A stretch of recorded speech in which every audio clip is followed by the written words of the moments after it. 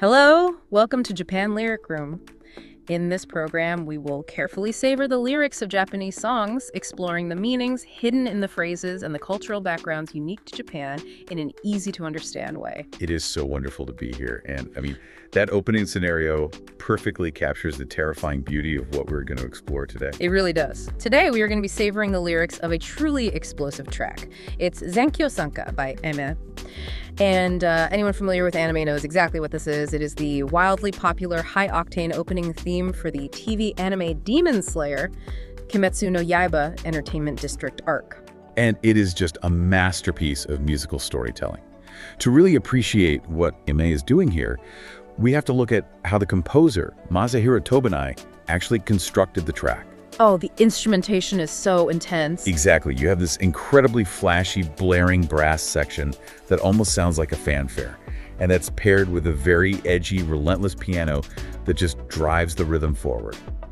When you combine that instrumentation with the husky, powerful vocals of Eme, it creates a perfect sonic representation of the sound Hashira, Tengen Uzui. Right, you can practically hear him sprinting through the neon-lit night of the city. You really can. It has this undeniable sense of speed to it, and it completely captures the vibe of the Entertainment District arc.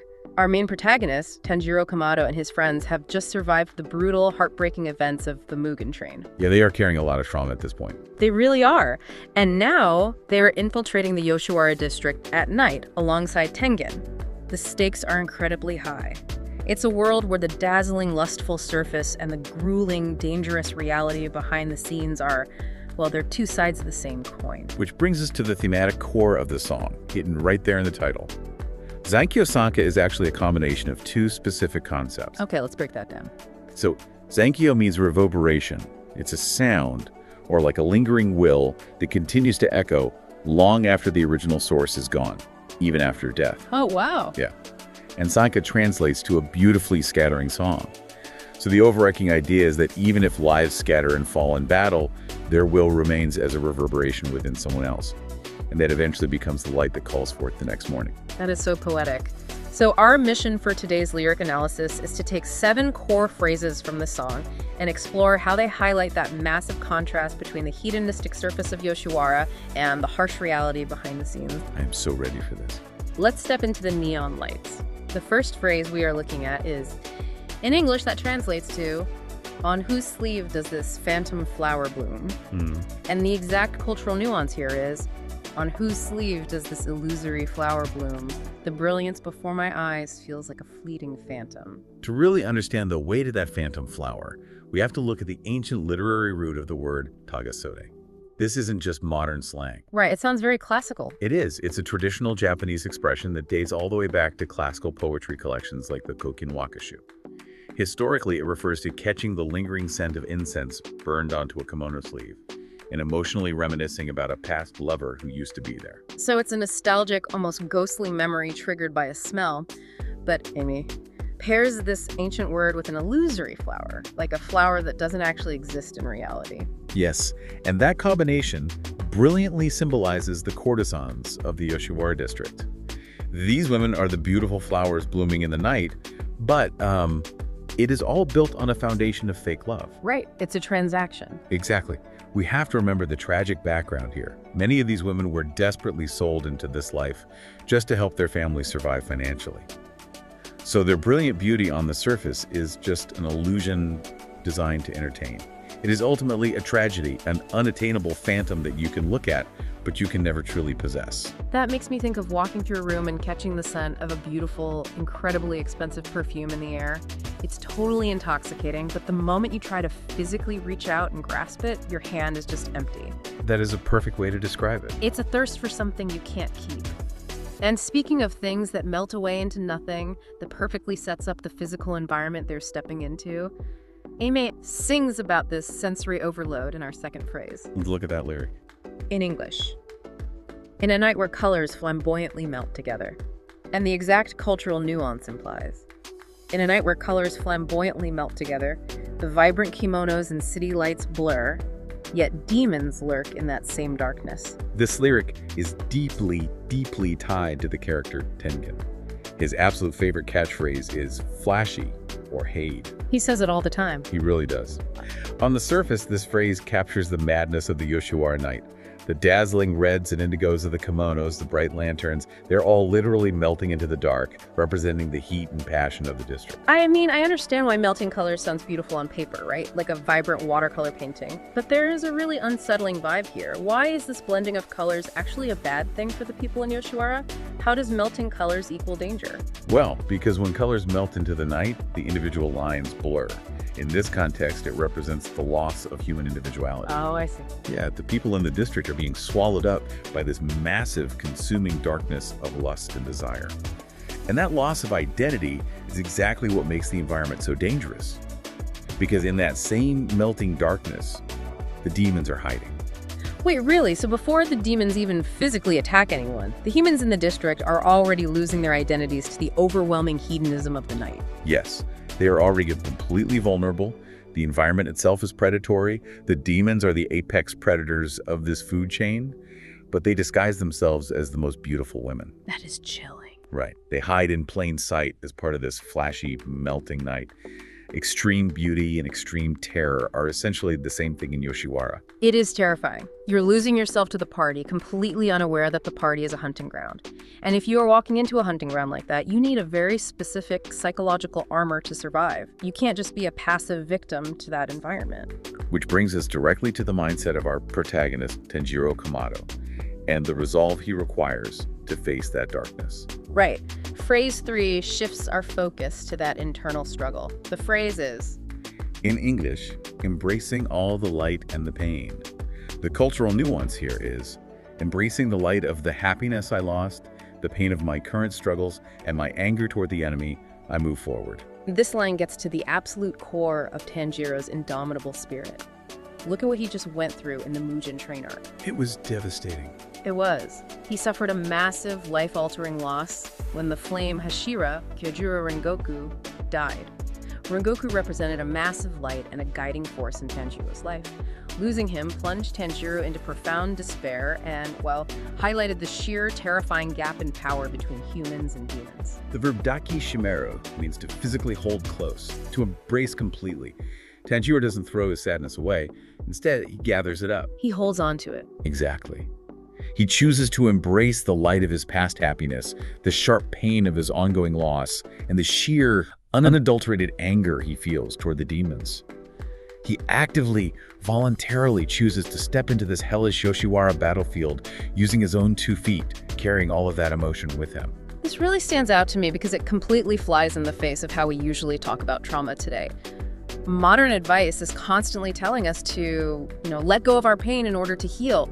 We are told to release our anger, to empty our cups, to move on. That's very true. But Tanjiro is doing the exact opposite. He is weaponizing his grief. He's scooping up his pain, his anger, and his loss, and he's using it as the fuel he needs to keep swinging his sword. It is a profound acceptance of his entire reality.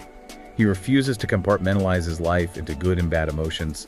He uses all of them to survive. But that immense internal emotional weight has to find an external release somewhere, right? I mean, you can't hold all that pain and anger inside forever without bursting.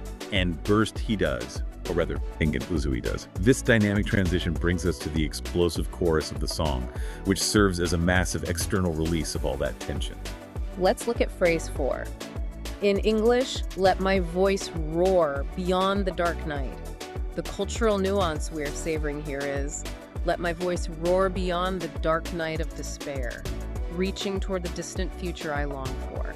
This lyric is the ultimate symbol of Tengen Uzui's way of fighting and his way of living. We have the word Todoroke, which means to roar or to thunder. Fitting for the sound Hashira. Exactly. On a literal level, this evokes his specific sound-breathing combat style, but there is a much deeper psychological layer at play regarding his past. Tengen was raised as a ninja, a shinobi. He spent the first part of his life forced to live in the shadows, suppressing his true self, silencing his emotions, and treating human life as disposable. So this roar is a rejection of his entire upbringing. That's exactly it. This roar is him flashily affirming his own existence. He is refusing to be quiet anymore, and notice that he is roaring into the night. It's not just the literal nighttime, is it? No, not at all. Yeah, this isn't just the nighttime of Yoshiwara district. The night represents the heavy, suffocating darkness he constantly carries. The brutal battles with demons, the agonizing anxiety of not knowing if his undercover wives are safe, and the crushing responsibility of being a Hashira. He is blasting his convictions through all of that darkness to reach the dawn on the other side. I picture this roar like a massive sonic boom. He's trapped under this pitch-black glass ceiling of ninja duty, constant fear, and literal nighttime darkness. And instead of sneaking around it, he just uses the sheer volume of his will to shatter the glass, clearing away the dark so the peaceful future can finally break through. That imagery of shattering the silence is vital, because while Tengen is roaring, we cannot forget that the silence in Yoshiwara is deadly. Which is such a chilling contrast. For every booming sonic attack Tengen unleashes, there is someone suffering an absolute terrifying silence. And the song highlights this hidden reality in our fifth phrase. The lyric is beautifully tragic. Phrase 5 is, dancing alone through 1,000 nights, the cultural nuances. Dancing alone through 1,000 nights, surviving in a world where one must polish their skills in solitude. If Tengen's roar is the explosive, flashy side of the song, this phrase sharply reflects the agonizingly quiet, harsh reality of the women living in Yoshiwara. To become an oiran, the absolute top-ranking courtesan, a woman must endure unimaginable effort, and she must do it completely alone. Right, it wasn't just about putting on makeup and looking pretty for a few hours a night. Not at all. Behind the glamorous, highly orchestrated stage performances was a cutthroat world of survival. Imagine enduring not just the grueling physical training to master the arts, but literal sabotage from rivals who want your spot. Wow, just constant paranoia. Yeah, and then add the ever-present threat of deadly illnesses spreading through confined quarters. And in this story, the very real, visceral threat of demons lurking in the shadows. This lyric speaks to their isolated, desperate climb to the top. It's heartbreaking. It is. And it layers perfectly onto the specific characters in this story, like the intense, silent tension of Tengen's wives conducting their undercover investigation, or even the tragically impoverished human past of the demon siblings, Daki and Gyutaro. Underneath all the glitter, there is a deep, poisonous loneliness. You know, when you think about a city like Yoshiwara, it is incredibly crowded. It's noisy, it's packed shoulder to shoulder with thousands of people. Yet despite being surrounded by that massive sea of humanity, these women are fighting battles for their very survival in utter isolation. There is no one coming to save them. The loneliness of that dance is profound. And when you strip away the noise and the crowds and look at that isolated, silent struggle, it forces you to completely redefine what beauty actually is in this world. It really does. And Emma delivers one of the most poetic lines of the entire song to capture that shift. Let's explore phrase 6. In English, as if flamboyantly defeating the colors, the scent of deep crimson is where the true pathos lies.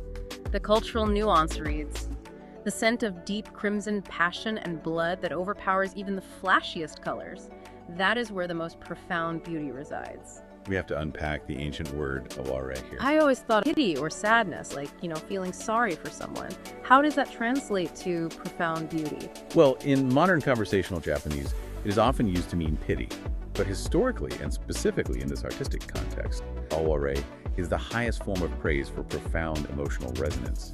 It means something that touches your heart so deeply it almost physically aches. Oh, that's beautiful. The lyrics are declaring that true beauty is not the flashy facade.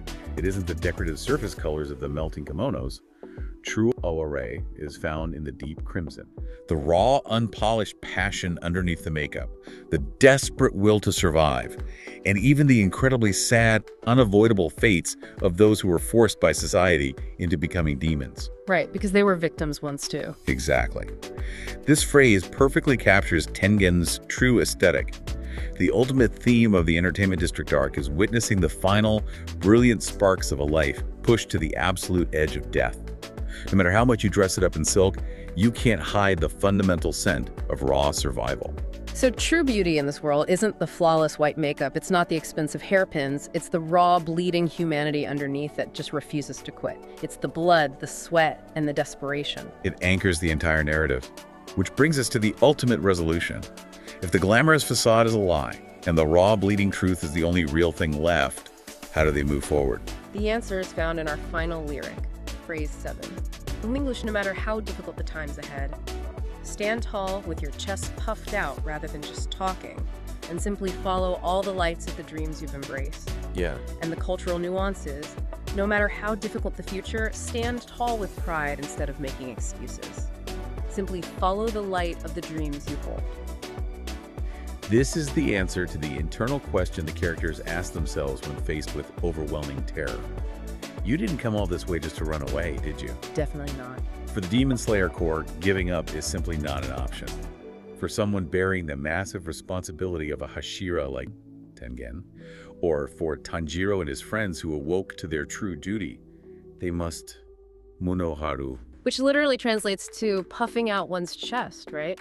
It's a physical posture. It is the physical embodiment of pride. It means having the absolute pride to never ever lie to yourself and to refuse to cower in fear. Even if the path ahead is pitch black and terrifying, they have the light of their dreams, the dream of a peaceful world without demons. They just keep moving. Right. They don't need to see the entire staircase. They just need to follow that light, pushing past their absolute limits one agonizing step at a time, because that relentless forward motion is the only thing that will eventually bring the morning. To summarize all of this, Eme is really singing about the final spark of those who are burning their lives away for a cause. When you live with that much intensity, the echoes of your sacrifice don't just fade into the silence when you fall. They become a permanent reverberation, a Zankyo that actively guides the survivors forward. No matter how deep the regret or how impossibly high the wall in front of them is, this song loudly and vividly erases all that hesitation. It is a powerful reminder that our actions leave a mark. The sound of a life might end, but the reverberation continues in the hearts of those who witnessed it. Which leaves us with a final thought to ponder as we wrap up our time together today. In your own life, whose reverberations, whose teachings, whose love, or even whose sacrifices are you carrying forward into your own morning? Ooh, that is something to really think about. It really is. Well, deeply, thank you for tuning in and savoring the music with us today. Yes, thank you. We regularly pick up various Japanese songs and update detailed explanations on our blog, so if you want to explore these cultural nuances more deeply, please check out the link in the description. Absolutely. And if you enjoyed this program, please subscribe or follow the channel. We'd also love to hear your thoughts or any requests for songs you'd like us to feature next, so please let us know in the comments. Until next time, this was Japan Lyric Room.